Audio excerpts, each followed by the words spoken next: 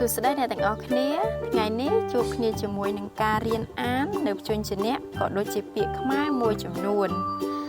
ដែលពាក្យទាំងអស់នោះខ្ញុំបានរៀបចំទៅតាមលំដាប់លំដោយរួចជាស្រេចដូច្នេះសូមយើងចាប់ផ្ដើមជាមួយគ្នាក្នុងពេលនេះសូមអានដោយយកចិត្តទុកដាក់អក្សរកកណ្ដឹងអក្សរកកណ្ដុរ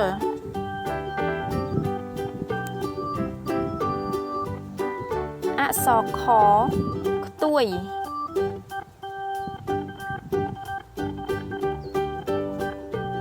អក្សរខខ្ទឹម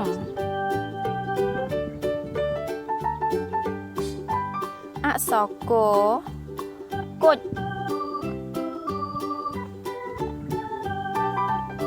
អក្សរកគូលែន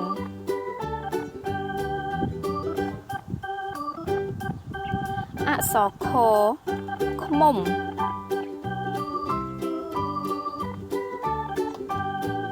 អក្សរខខឹម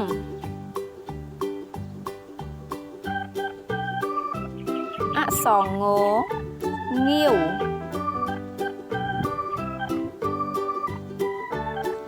អក្សរងកូនង៉ែតអក្សរចចាន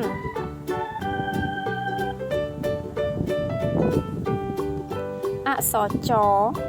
ចេក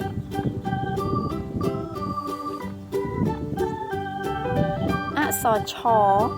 ឆាត់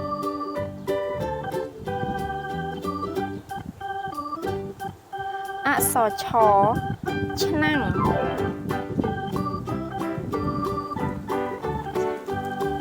អក្សរជជំពូ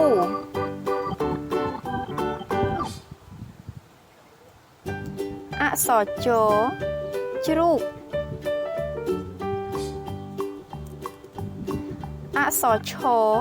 ឈូករត់អក្សរឈឈើគូស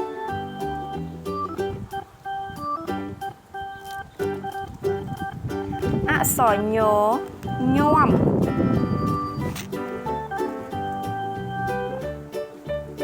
អក្សរញញួរ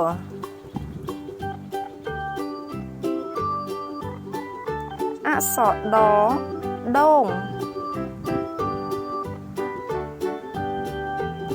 អក្សរដង្កូវអក្សរថថានី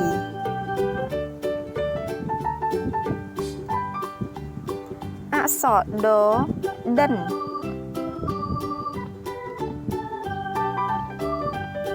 អក្សរដុកឌឿ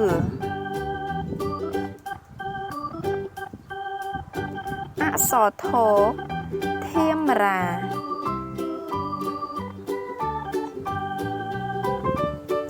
អក្សរណណែម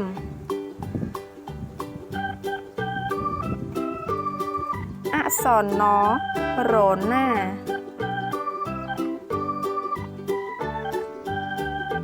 អក្សរត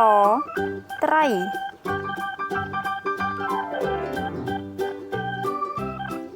អក្សរតត្រឡាចអក្សរថថា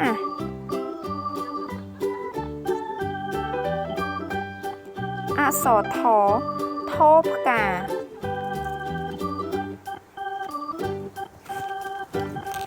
អក្សរតទឹកកកអក្សរតទឹម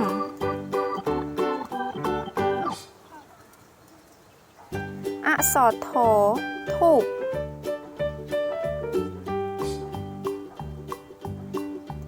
អក្សរធធុងទឹកកក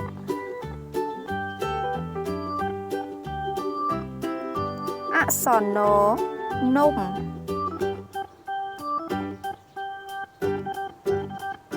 អ អក្សរណនាឡិកាដៃអក្សរបបាល់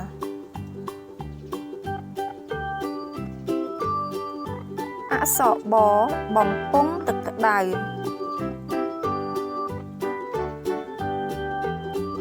អក្សរផផ្សិតអក្សរផផ្កា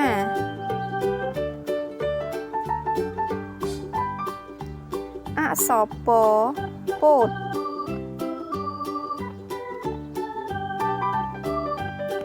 អក្សរពព្រីង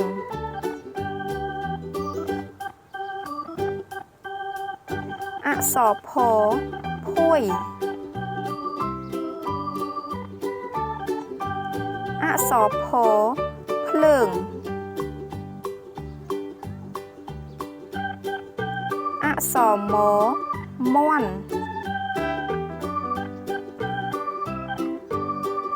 អក្សរមកុដ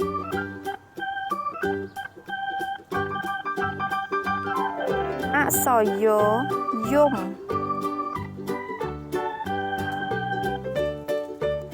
អក្សរយន្តហោះអក្សររ៉ូប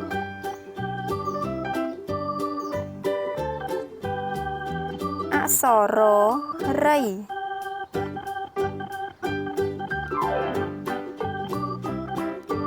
អក្សរ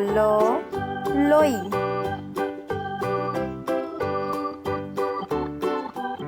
អក្សរលពៅអក្សរវជ្ជបណ្ឌិត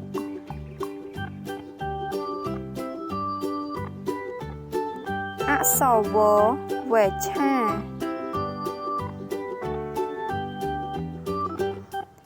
អក្សរ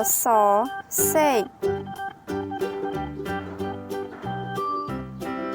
អក្សរសារ៉ាំង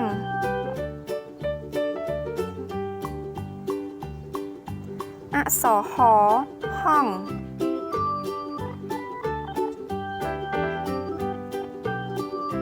អក្សរហូលអក្សរឡាន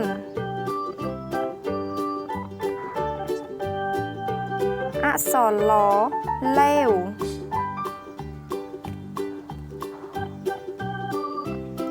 អក្សរអំបោះ